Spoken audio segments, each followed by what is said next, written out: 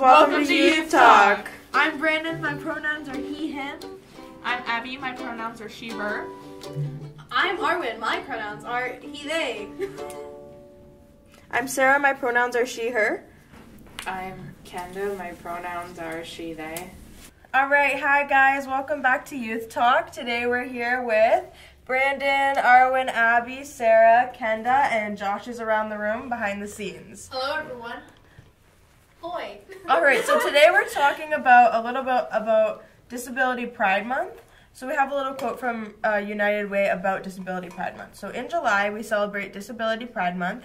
Although it's not recognized by the Canadian government yet, what started in the U.S. in 1990 has become a global movement of empowerment and visibility for those with disabilities. Maybe we can talk about what we think a disability is? Yeah, so for me, a disability would be anything that stops you from performing a normal day in a society. So in your society, what stops you from doing normal things that you would regularly do in that society? I think kind of like adding on is like everyone in my household is like disabled. Definitely like the if you can't do the things that everyone else normally can, which is kind of like vague, what can everyone else do? But if you can't live like a typical day, which is like, you know, like go to work and like hold a job, you know, maybe eat the same foods that everyone else can. Yeah. Because I know, like, if I had a full-time job, I would feel like I had the flu, like, every day. By the time I got home, I would feel like that. Yeah, definitely. So the definition by the World Health Organization would be disabilities is an umbrella term covering impairments, activity limitations, and participation restrictions. So an impairment is a problem in body function or structure. An activity limitation is a difficulty encountered by an individual executing a task or action, and participation restriction is a problem experienced by an individual in involvement in life situations. So this is all still very broad, and even just breaking it up into those three terms. So it's all still very broad, but I think that means basically anything from depression, anxiety, all the way down to Down syndrome or other larger disabilities. Like, it just very much varies. Yeah, like mental and physical. Yeah. So in 2017, in Canada, they did a survey, and it says 1 in 5 people over the age of 15 have disabilities in Canada. So that's about 6.2 million people in Canada, you'll see, with disabilities. Yeah, and that number could have grown, as in like the gap between the 1 in blank could have closed some. It could be maybe 1 in 3, or 1 in 2, or 1 in 4. And this is yeah, when you think about it, 2017 was quite a few years ago now. I mean, Yeah. And even just 1 in 5 people, it's like if you're in a group of 10 people, the chances are that at least 1 or 2 of those people have disabilities. And since that was like 6 years ago, there's definitely been a significant change in the number. yeah, for sure, especially since 2017 to now, we already know the world has gone through so many changes with COVID and everything else that's happened. The pandemic. Yeah. People staying at home can definitely cause that stuff.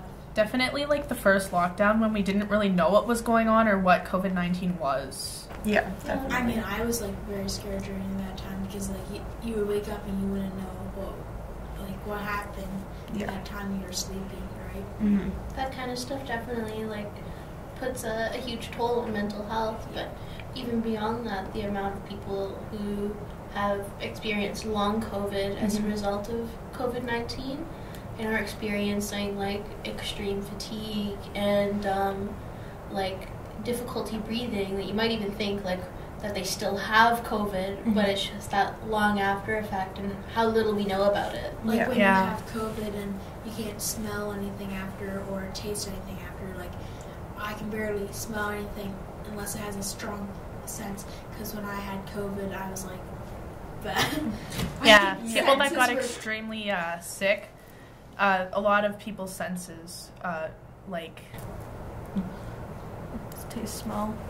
just, like, kind of went down. And Especially, like, the other day, my mom showed me a candle and I smelled it and I could, like, barely smell it. But anything with a strong smell, like, you know, like a very strong candle or very strong flowers or something, I could smell, but it's like, if it has a faint sense. faint sense, yeah, there's nothing there. Yeah. It's air. Yeah, definitely the same for my mom. She got COVID last year in like February. And like if I ask her, can you smell that? She'd be like, no. What smell? It's like something, especially since I have like heightened sensory, like sensitivities. It's like, to me, a smell that might be like punching me in the face. It's so bothering to me. She, because she experienced COVID, cannot smell it at all because it's such a faint and non-existent now smell to her. Yeah, for sure. That's a lot of things, even like that's post-COVID, that's a barrier that people with disabilities will face. Like, are there any other barriers we can think of that just in general that people with disabilities would face now? Like hard time getting outside or something or talking to people.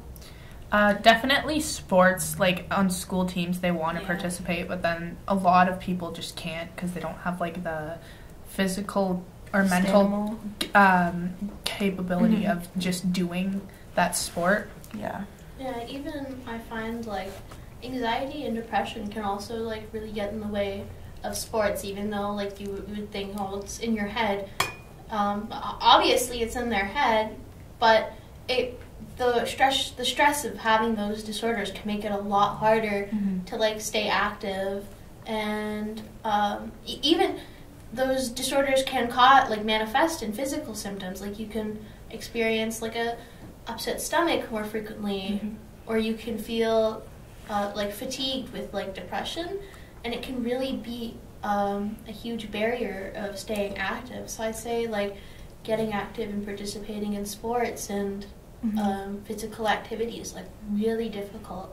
I know I was diagnosed with anxiety a couple years ago, and I was doing volleyball last year, but I had to stop because of every time like I did something wrong and someone would tell me I'd do something wrong, it kind of just put like pressure on me, and I'd have like an anxiety attack or a panic attack depending on how much like I felt it. So Yeah, especially if you have anxiety and like you want to join a sports team. For me, like if there's tryouts, I get scared and I always think like I'm not going to make it by the first round, right? And that can go through people's mind, or even the worst possibility, like I'm going to break a bone on like my first kick or whatever, right? And that can definitely go through their mind. I think everyone, when they want to do something or they're messaging someone or even something happens, they think of the worst scenario. I know I do. Like, me too, definitely. There's some stuff that I would say to people, and they're like, "Why would you think that?" I'm like, It's it just came in my mind. Yeah, and I definitely I think with that, there's not a lot of help with those. Like, you know, no one's gonna stand right beside you the whole time while you're doing your tryout, like basically kicking the thoughts that come into your brain out. You know what I mean? Like even just. I mean, yeah, you could go to do like therapies or work on ways to get rid of anxiety or different of those disabilities, but there's not really a lot of help out there for all kinds of disabilities. Yeah. Like even like the less known ones that people, like you can barely find treatment for. Yeah. Or like help. Yeah. Like another barrier for people with disabilities would be going out to large events because of thinking like what other people think of them. Yeah, for sure. Even just like thinking about what other people think of them, I can't like stand for very long without getting dizzy. And I know if I'm going to go to a large event, I'm going to be like, if there's no like confirmed seats, I'm probably going to have to stand for an indefinite amount of time. And I start, then that like triggers anxiety and like maybe should I go, because what if I have to stand for a long time, and I start feeling like I start getting that breath hunger, and then I start getting dizzy, And it's like, what if I pass out? Yeah. Like, I've never fainted, but maybe today's the day. Yeah, it could be the but day. it's that worry in the back of your mind that really prevents you from doing those things. Yeah. Yeah. So I definitely think it's really important that we advocate for disabilities and we educate ourselves with talking about these barriers. So we really wouldn't know that if we don't educate or advocate for them to get more treatments or help out there, or if we don't even know what the problem is, right? Yeah. Like if no one knows what the problem is, we're never going to get help for it. You know what I mean? And I think you face barriers in the medical community too. Yeah. I find if you are able-bodied and like non-disabled and you go to the hospital, I feel like you're more likely to receive adequate care. Mm-hmm. Where like if I go to the hospital, they kind of treat me like a drug seeker. I've never struggled with drug addiction, Mm-hmm. and I would never go there asking for painkillers. Like, I don't want painkillers. I want you to, like, I feel like vomiting. I need you to do something about it. Yeah. Just to bring it back, so about educating ourselves, so it's important to learn the types of disabilities out there and, like, how to, you have to learn the people before you learn don't associate them just with their disability, associate with them as a person. Because really, that's all we are. We're just all people, and we're fighting life in a different situation, but, I mean, in the end, we're all people, right? Yeah. We have the same attributes of everyone else in this world. Mm-hmm. I think it's just best to say, like, don't assume anything either. Yeah. Take the right approach in asking somebody. You might not see that somebody is disabled. They might have like a mental health condition that is like disabling. Yeah. So you definitely wouldn't see like that somebody, and you probably wouldn't like see them struggling with it day to day if they struggle with OCD, like.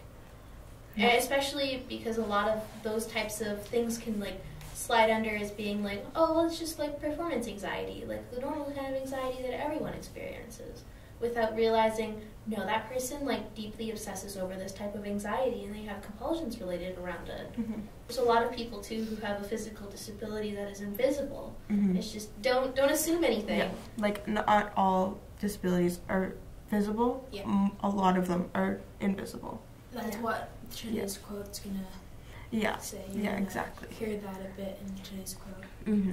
So, going back to Pride Month, there is not a lot of, it's getting more, but I think we definitely need to advocate as well for Disability Pride Month because it's really important, and I think it's a really good thing that they have been putting out there, and in recent years it started to get a lot bigger, which is really awesome. They even have their own pride flag, if we want to talk a little bit about that. The blue zigzag is mental illness, so that's the blue one. Yeah, so it's the black background that represents the different sufferings in the community. So there's 5. So the first one is the one that Brandon said, and then do you want to do one? Sure, I'll do. Yellow represents intellectual and developmental disabilities. Mm-hmm. White represents sensory disabilities. Red, physical disabilities. And Green is invisible and undiagnosed disabilities. Yeah. So it's really awesome that we have the flag. So, and I think it should be out there more. Like we see now, like, I mean, even in the last few years, we haven't always had all of the pride flags out there, but we're starting to see a lot more of the different individual pride flags. So I think it would be really awesome to start to see those disability pride flag out there. I went to Joann's and they had it was like a fleece fabric with all the pride flags, like the lesbian, the gay, the rainbow, the non-binary. What if I want a fleece fabric with the disability pride flag on it? Yeah, exactly. So it's not really out there as much as others are. So it'd be really cool to get people educated and advocate to get the pride flag out there and to get disability pride known, and just look for local events in your community.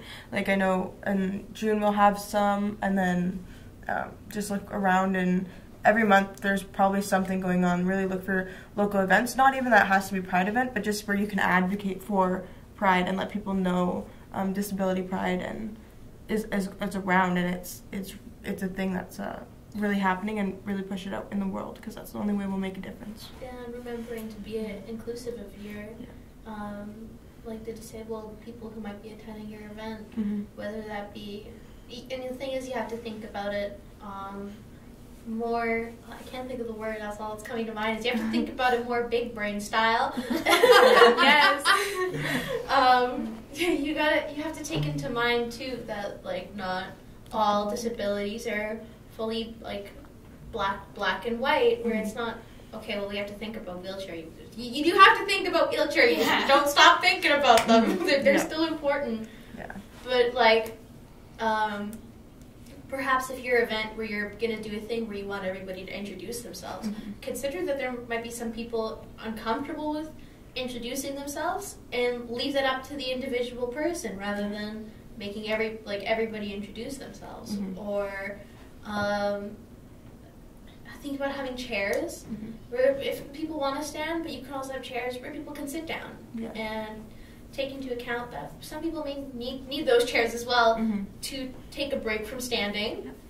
And just those little adjustments can make big differences in the inclusivity of everyone. Yeah, and they're so small. Brandon, did you have a quote that you wanted to say today? Yeah, so today's quote is, setting goals is the first step into turning the invisible into the visible. Wow, that's really powerful when you really listen to it. That's pretty much it that we all have for today, unless anyone else wants to say something. Good. Have a good week. All right. Leave us comments and let us know if there's anything else, or if there's anything we missed today. Let us know, and we can bring it up again sometime. Thank you so much, guys. See you next time. Bye.